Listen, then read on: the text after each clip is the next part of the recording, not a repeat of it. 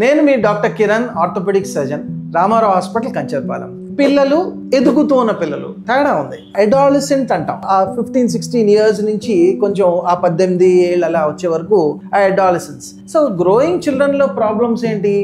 ఆహారం, ఏమైనా problems, asthma వస్తుంది, వాళ్ళకి మందులు ఇస్తారు, స్టిరాయిడ్స్ ఇస్తారు. తప్పదు కదా, బాడీ మెయింటైన్ చేయాలి, స్కూల్కి వెళ్ళాలి, చదువుకోవాలి, కాలేజీలకు వెళ్ళాలి. వాటి డ్రగ్స్ వల్ల కూడా కొన్ని ప్రాబ్లమ్స్ రావచ్చు. సో కొన్ని అవాయిడబుల్ డ్రగ్స్ ఆపేసి ఇంకా తప్పదు వాడాలి అనేవి వాడుకుని ఎక్కువ పెయిన్ కిల్లర్స్ అవి ఇవ్వకుండా జాగ్రత్తగా వైద్యం చేసిన వైద్యుడే మనకి కావాలి. మీకైనా నాకైనా, నేను మనిషినే, డాక్టర్ అయినా మనకి ఆప్షన్స్ ఒకటే, మంచి డాక్టర్. సో రామారావు హాస్పిటల్లో మీకు అందరూ మంచి డాక్టర్స్ దొరుకుతారు. ఇక్కడ ఇంకో పాయింట్ ఏంటంటే, గ్రోయింగ్ చిల్డ్రన్, పెరుగుతున్న పిల్లల్లో కాల్షియం ఎంత వస్తుంది, వాళ్ళకి ఎంత లభిస్తోంది, వాళ్ళకి వైటమిన్ డి ఎంత వస్తుంది, B12 అవి లభిస్తున్నాయా లేదా. ఫర్ ఎగ్జాంపుల్ అండి, ఇప్పుడు నేను రోజు చదువుతున్నా, నెక్స్ట్ రోజు క్వశ్చన్ వేస్తే ఏం చెప్పను. అంటే ఏంటి? చదువుకున్నా బుర్రకి ఎక్కల చాలా మంది. సో కాన్సన్ట్రేషన్ లేదా, లేకపోతే నేను చదువుతున్నట్టు నటిస్తూ ఏదో ఆలోచిస్తున్నానా, లేకపోతే నా జ్ఞాపకం లేదా. జ్ఞాపకం ఎందుకు ఉండదు? మనం ఈ మిగతా వదిలేదు డిస్ట్రాక్షన్స్, ఈ స్క్రీన్ టైంలు, ఈ చెత్త రీల్స్ అవి చూస్తూ కూర్చుంటున్నాడా అమ్మాయి కానీ అబ్బాయి కానీ, అవన్నీ పక్కన పెడితే గుర్తు లేదు. అంటే వైటమిన్ డి బాగా తక్కువ ఉంటే గుర్తుండదు, కాల్షియం మెగ్నీషియం ఉంటే ఓపిక ఉండదు. మరి unfit body is an unfit mind.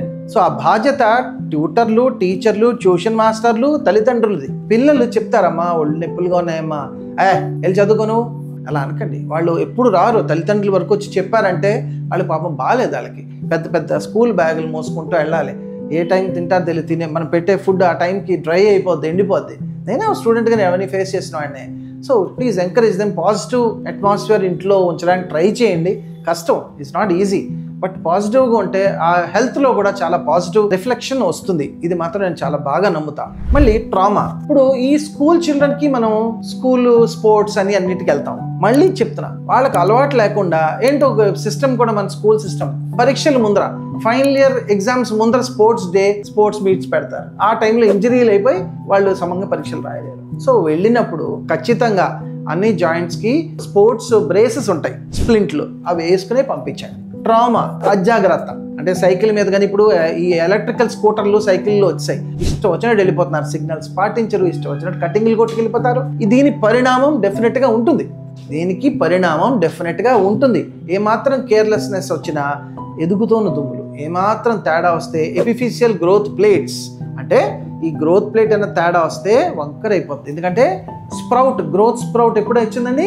ఆ 12 ఏళ్ళు 13 ఏళ్ళ నుంచి 20 ఏళ్ళ వరకు మగవాళ్ళలో, 13, 12 నుంచి ఆ 18 ఏళ్ల వరకు అమ్మాయిల్లో ఉంటుంది. ఆ టైంలో యాక్సిడెంట్లు ఏమైనా ఇంజరీస్ అవుతే చాలా డిఫరెంట్గా చెయ్యి పెరగదు, గ్రోత్ స్పర్ట్ తప్పని పెరుగుతారు హైట్. ఆ టైం ఈ ఎడం చేయి బాగుంటుంది, ఎడం చేయి పుట్టి అయిపోద్ది. అలాగే కాళ్ళల్లో కూడా. So please be careful, teach them proper traffic rules. అందుకే కదండి స్కూల్స్లో కూడా డ్రైవింగ్ క్లాసులు, వీటి మీద లెసన్స్ ఉంటాయి. నౌ కమింగ్ టు అడాలసెన్స్, ఇంకా పెరిగారు. ఆ 16, 18 వచ్చేసరికి మనందరం కూడా వెళ్ళంగా వాటిలోంచి ఎవరి మాట అయినాం. బేసిక్గా ఆ హార్మోన్స్ ఎలా ఉంటాయంటే ఎవరి మాట అయినాం, అమ్మ నాన్న ఎవరు కనిపించరు, మనమే రైట్.